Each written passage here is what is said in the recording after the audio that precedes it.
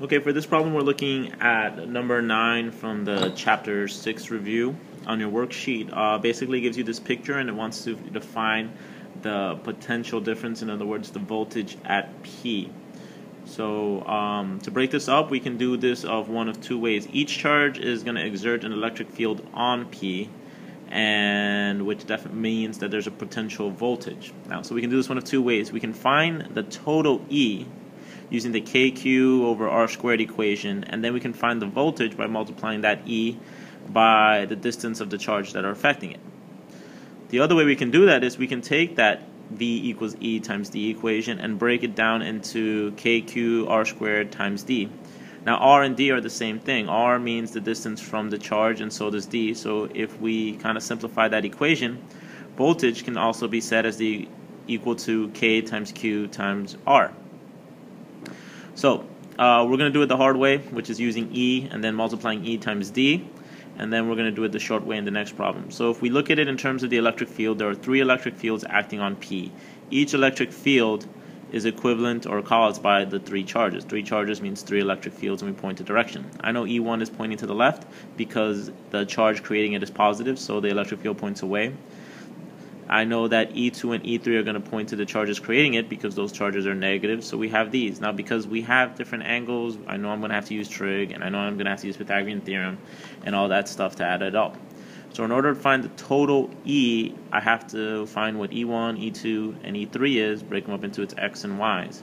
So E1, we use the KQ over R squared equation, and we find that value, and then that one's very easy to break up into its X and Y because it's moving only in the X direction, so its Y component is 0. And the X direction is negative, so because it's pointing to the left, so I have to make sure to keep that in mind. So then I find E2. E2 using the same KQ over R squared equation, also very easy to break up into its X and Y's because it's pointing straight down, so its X is 0, and the rest goes down to its Y. So now I have E2 and its X and Y components. Then I do E3.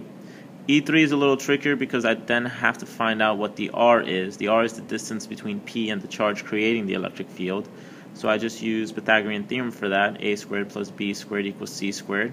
And then I found out that R3, the distance, is 0.4. Then I use my E equals KQ over R squared, now that I find out the distance between them. And I find out the actual total.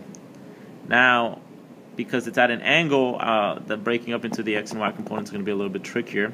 So I first want to try to figure out what that angle is. So I can use the inverse tan of the sides, which I know, to find that angle theta, which is the same as the angle created by E3. So when I do that, I found that the angle is 29.7449 degrees. I just want it to be exact because when we do the problem both ways, you'll find out that the answer gets pretty close. So when I plug that into its X component, I use the cosine to find the adjacent, and then I'm going to use the sine to find the Y component. Now the Y component, keep in mind, is going to be negative, so I need to remember that because it's pointing straight down, even though I didn't.